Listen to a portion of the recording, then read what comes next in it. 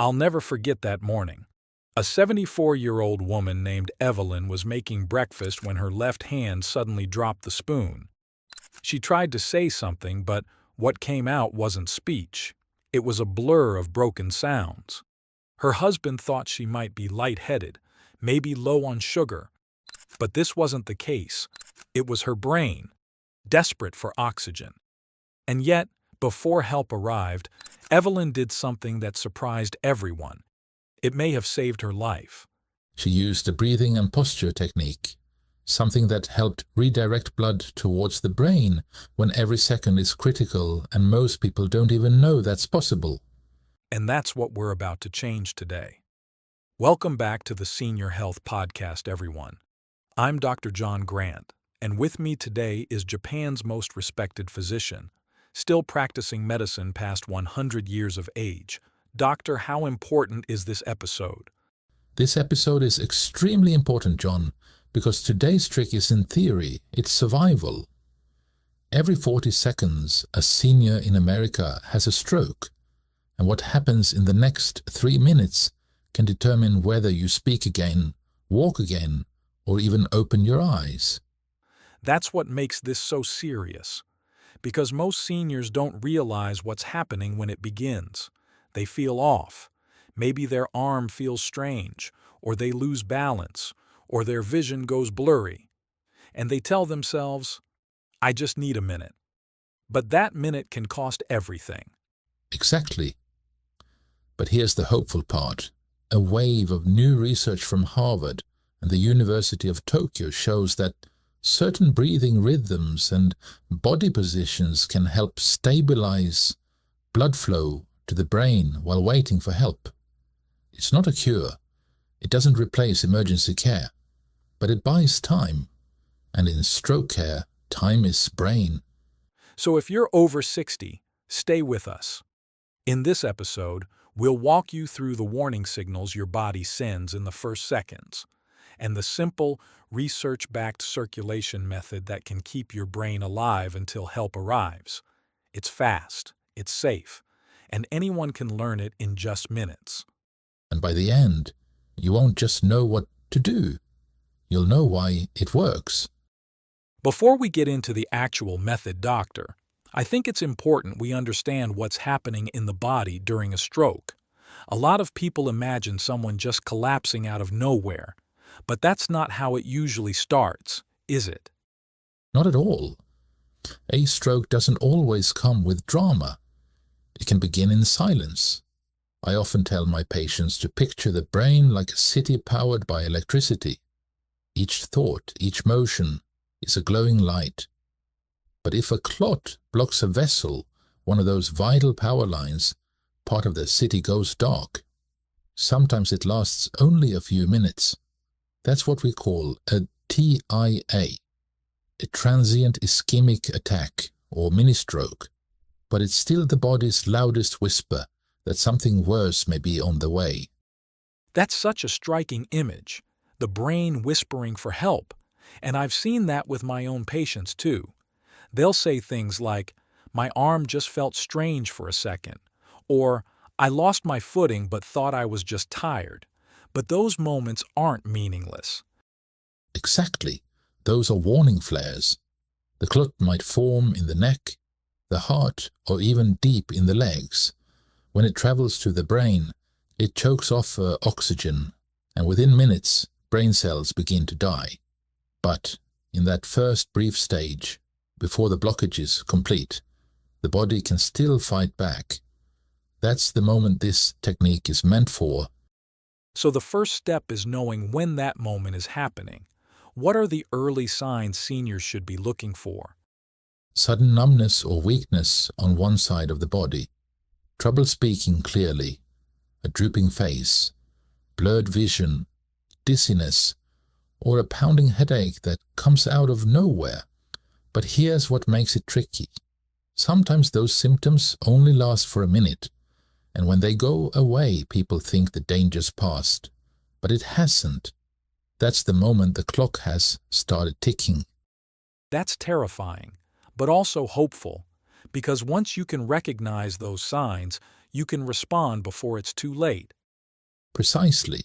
A 2024 review in the Journal of Stroke Medicine found that patients who acted immediately, lying flat, elevating the legs, slowing their breath, applying the blood shift method we'll discuss, had nearly 40% less permanent brain damage. That's a huge number, and it's exactly why this episode matters so much. Yes, because in that first minute you don't need equipment, you don't need medication, you need calm, you need posture, and you need to know what to do. So let's walk through it. This is the part I think everyone should memorize. The circulation trick itself. You called it the blood shift maneuver. And from what I've seen in the data, it's surprisingly simple, but backed by real science. It is. The blood shift maneuver is built on one idea. Gravity and breath can work for you. When stroke symptoms begin, every second counts, and one of the fastest ways to protect your brain is to help the heart push blood upward.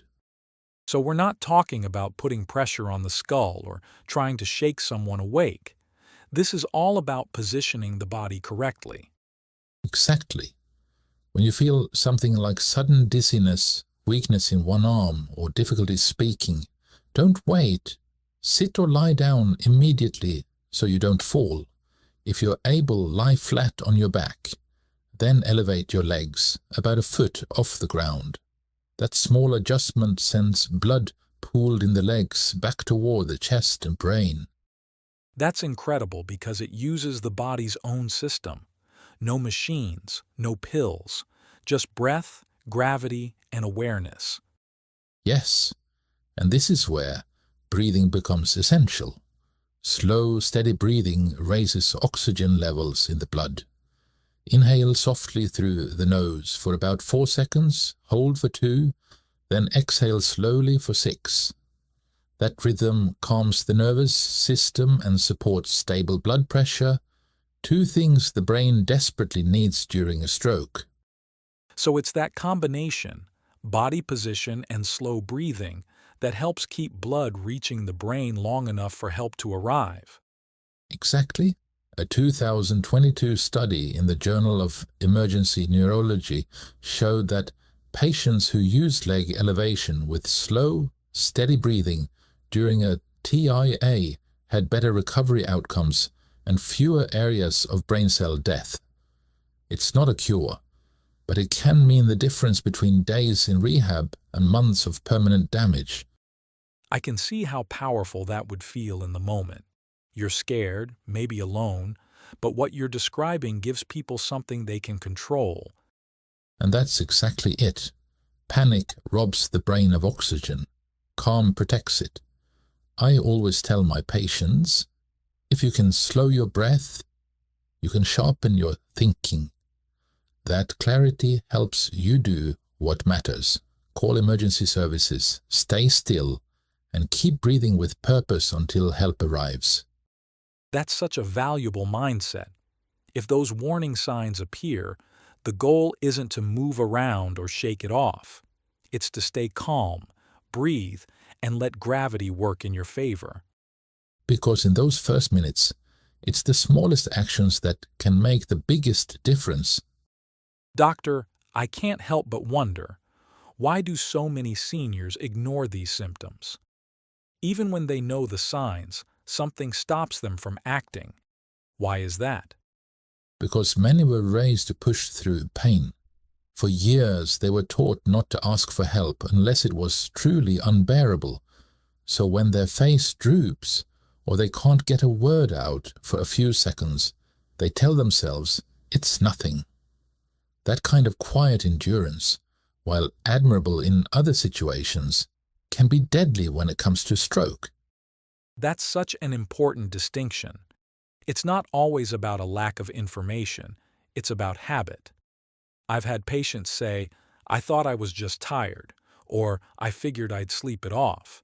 But by the time they get to the hospital, that small clot has already caused serious damage. Exactly. And a big part of the confusion is learning to separate what's normal from what's dangerous. Feeling a little dizzy after standing up too quickly.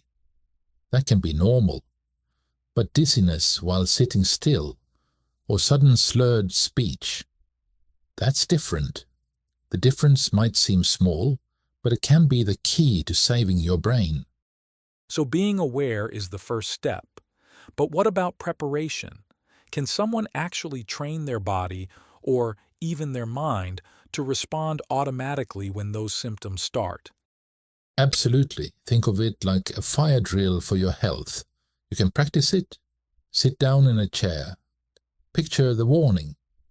Maybe your hand goes numb or your vision blurs. Then slowly lie back.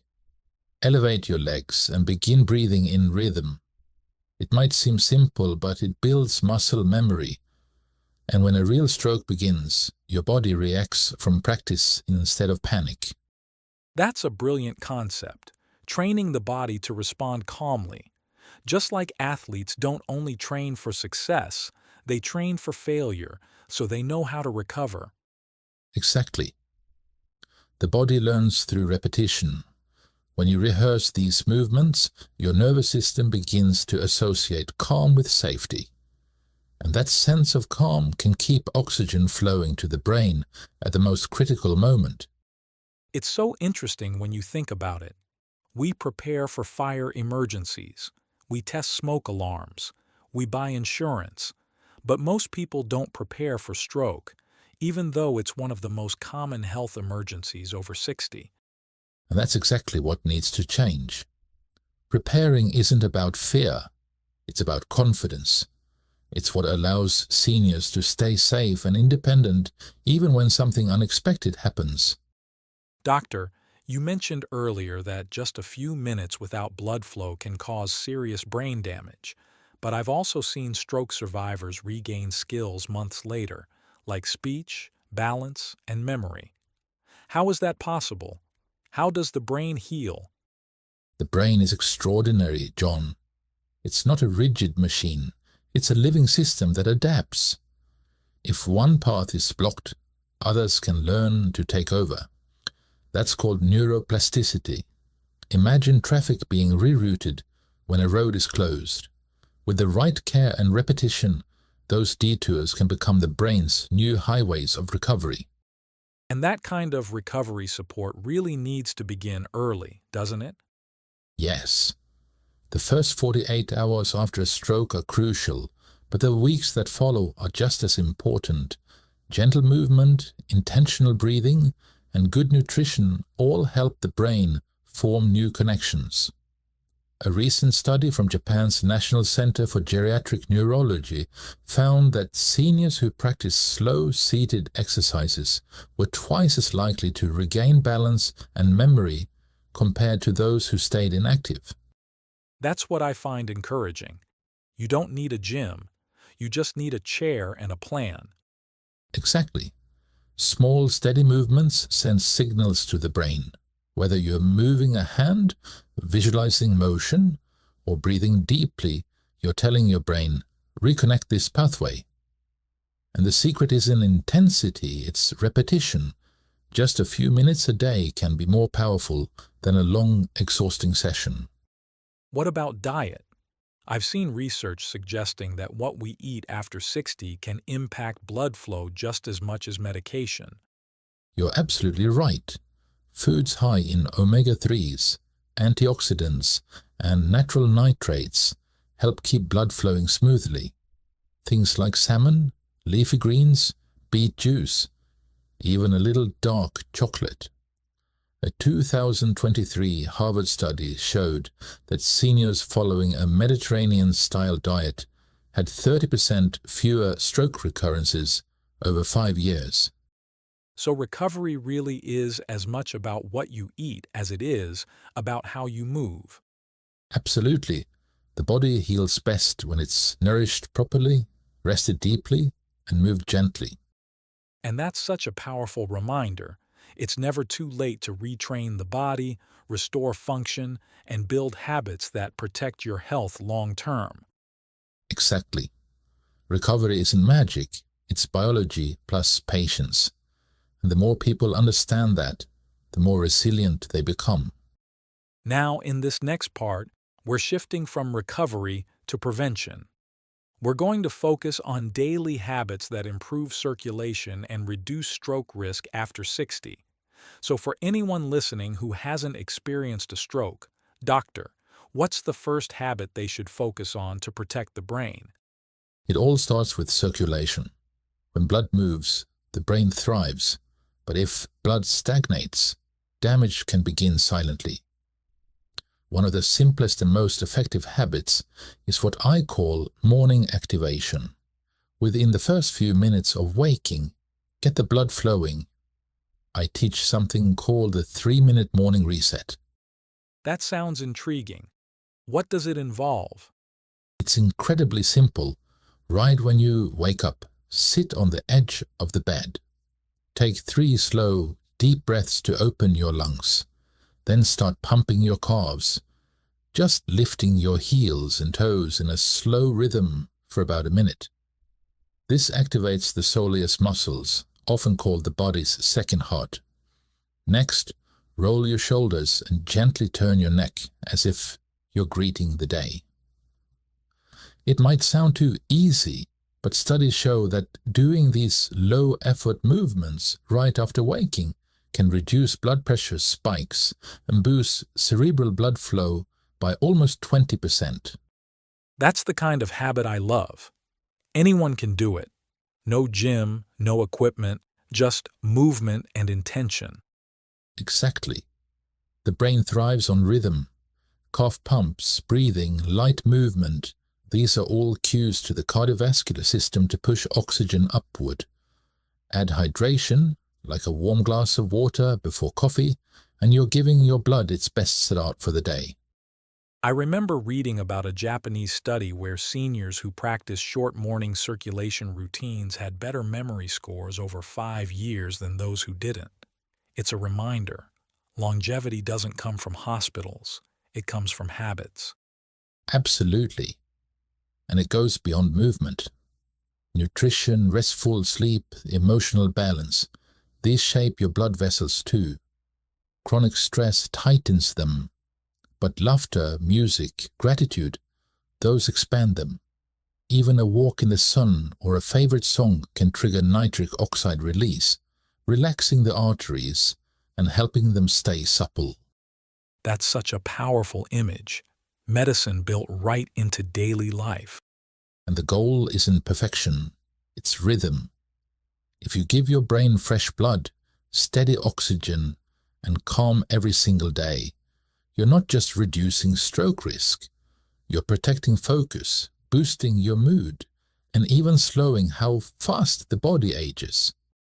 Doctor, after everything we've explored, from the warning signs to the recovery habits, I wonder, can these simple actions truly turn fear into confidence for someone facing a stroke alone?